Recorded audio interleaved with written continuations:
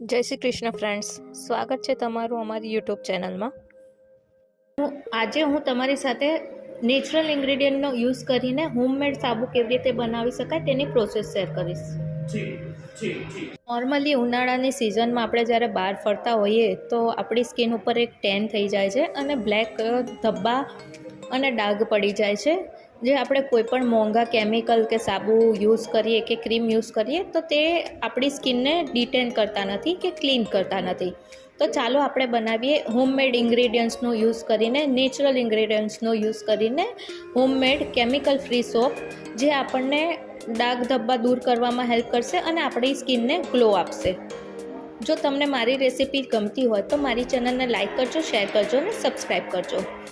આ હોમમેડ સાબુ બનાવવા માટે હું લીમડાનો યુઝ કરું છું। 3 થી 4 વિટામિન ઈની કેપ્સ્યુલ લઉં છું અને 1 ચમચી હળદર લઈશું અને આપણે મેડિકલ શોપ ઉપર સોપ બેઝ મળે તેનો સોપ બેઝનો યુઝ કરું છું।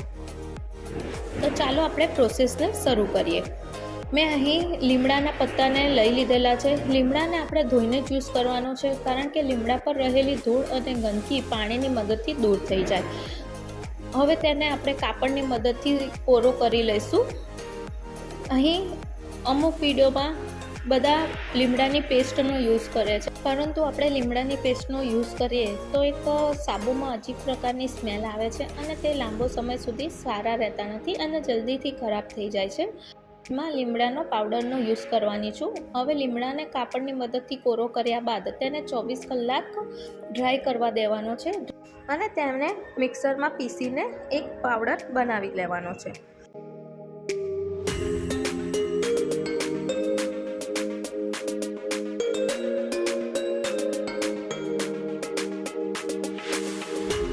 તમે જોઈ શકો છો કે મેં લીમડાના પાનનો પાવડર તૈયાર કરી દીધેલો છે અને તેનો સરસ એવો ગ્રીન કલર આવે છે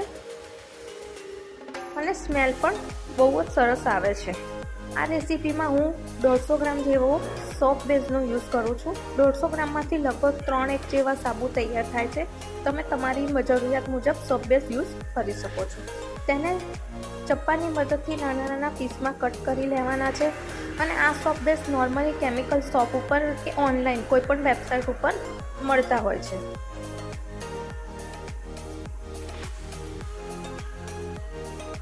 હવે આ સોપ બેઝને આપણે પીગાળવાનો છે। તેને વરાળની મદદથી પીગળવા દેવાનો છે। તેને ડાયરેક્ટ ગેસની ફ્લેમ ઉપર પીગાળવા રાખવાનો નથી। તેથી હું એક તપેલીમાં પાણી લઉં છું અને ગેસની ફ્લેમ હાઈ કરીને તેના ઉપર એક વાડકો લઈને તેમાં સોપ બેઝ એડ કરી દઉં છું। હવે આ વરાળની મદદથી આપણો સોપ બેઝ ઓગળી જશે।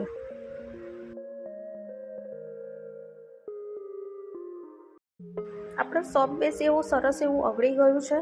તો તેમાં આપણું સોપ બેઝ સરસ એવું ઓગળી ગયું છે।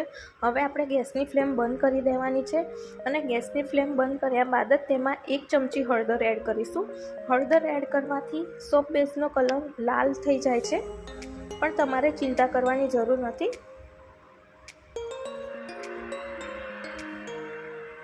ત્યારબાદ તેમાં લીમડાના પાનનો પાવડર એડ કરીશું અને તેને બરાબર રીતે મિક્સ કરી લઈશું।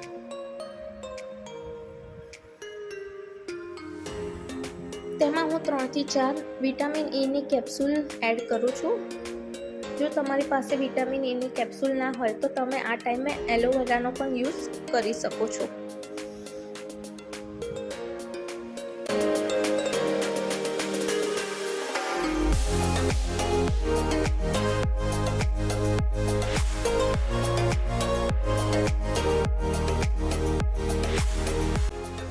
બરાબર મિક્સ કર્યા પછી તેને મોલ્ડમાં આપણે મિશ્રણને બરાબર મિક્સ કર્યા પછી આ મિશ્રણને આપણે મોલ્ડમાં એડ કરી દઈશું અને તેને 3 થી 4 કલાક રૂમ ટેમ્પરેચર ઉપર સેટ થવા દઈશું। હવે 3 થી 4 કલાક થઈ ગયા છે અને આપણા સાબુ ઇઝીલી ડીમોલ્ડ થવા લાગ્યા છે। આપણા સાબુનો કલર ડાર્ક બ્રાઉન થયો છે, કારણ કે તેમાં હળદર અને લીમડાના પાનનો યુઝ કર્યો છે। જો ખાલી તમે લીમડાના પાનનો યુઝ કરશો તો સાબુનો કલર ગ્રીન રહેશે અહીં મેં હળદર એડ કરી છે, તેથી સાબુના બેઝ સાથે એક કેમિકલ રિએક્શન થતાં તેનો કલર બ્રાઉન થઈ ગયો છે. તો તૈયાર છે chemical free natural home base soap, કે જે તમે તમારા બાળકો માટે પણ યુઝ કરી શકો છો. તમે જોઈ શકો છો કે સાબુ બનાવવા માટે આપણે કોઈપણ પ્રકારનો કેમિકલનો યુઝ કરવો નથી. તે એકદમ નેચરલ છે, જે તમારી સ્કિનને ગ્લો કરશે. આ સાબુનો યુઝ કરવાથી તમારી સ્કિન ગ્લો થશે અને જે ડાઘ ધબ્બા હોય તે પણ દૂર થશે. જો તમને મારી રેસીપી ગમતી હોય તો મારી ચેનલને લાઈક કરજો, શેર કરજો અને સબસ્ક્રાઈબ કરજો. ફરી મળીશું નવી રેસીપી સાથે. Thank you.